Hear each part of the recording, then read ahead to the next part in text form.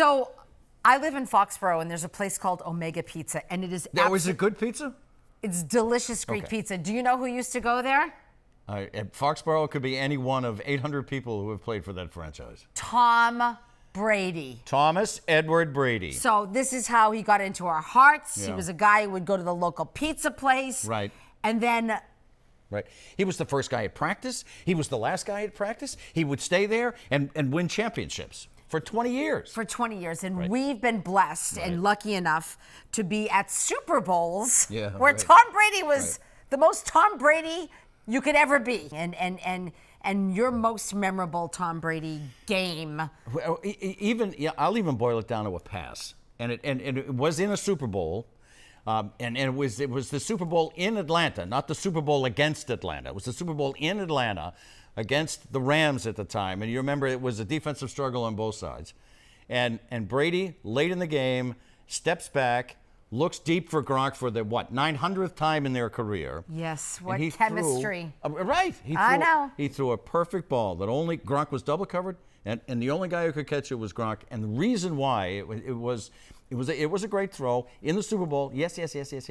But the reason that made it special was my son was sitting like where you are. Who's a genuine Patriots Tom Brady fan, like genuine. And the pass was right in front of us. And it was and they got inside the red zone. They scored the touchdown, and then they won the game 13-3. You never forget those I will never forget that. No, you don't. Never. And speaking of family, and that's for me, and I know I'm a mother, and I can't help it, but it's when I was interviewing Bob Kraft, and you always look out of the corner of your eye to see who's around there. Right. It's always the moments, and yes, I can't believe we were at Super Bowls with Tom Brady.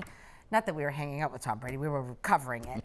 But it's when it's his family, those family interactions, especially his mom. And when she was, going through cancer and treatment. And those are the moments you think, oh, yes, I mean, I love Tom Brady, the player, but it's those moments, Tom Brady, the son, and at the time, the husband and the dad. That's the most genuine. You can't even put a phrase on it.